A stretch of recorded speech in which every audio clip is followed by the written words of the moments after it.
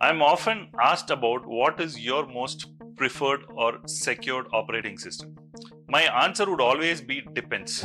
It depends on what is the purpose of your use, right? For example, are you using operating system for word processing or image processing or doing pen testing?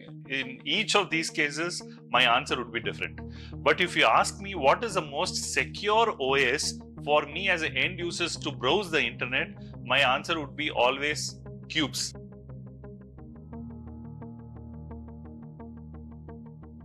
Qubes OS. You can download this OS from qubes-os.org. It is a popular OS, and the main objective of this OS is anonymity and user privacy. When I say user privacy, what I really mean is, for example, imagine if you want to browse the internet. Every time you open your browser, imagine there is a OS that spins, right? And in that OS, there is a VM that spins.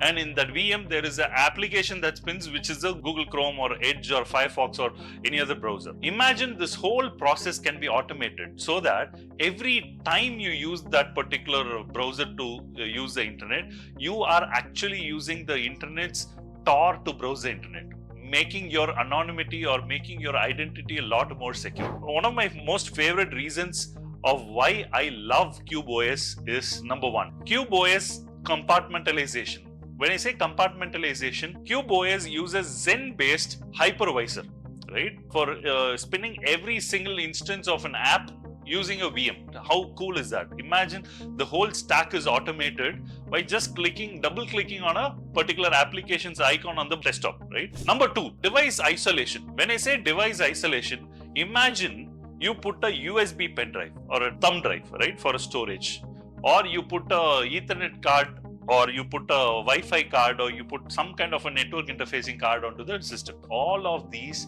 are actually a different OS that runs inside of this particular version of Qubes. The virtualization actually happens not just in the application level, but also in the device and compartment level. Imagine you have a VM installed on your OS. You have different options for each VM, right? You have network option, you have storage option, you have connectivity option, and so on. Like that, when you put it on a physical device, it also is isolated.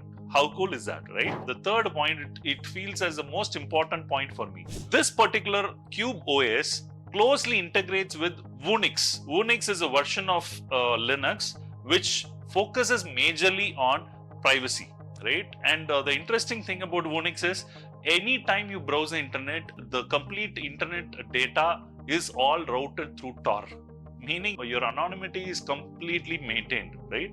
And last but not the least, I would also talk about the disposable VMs.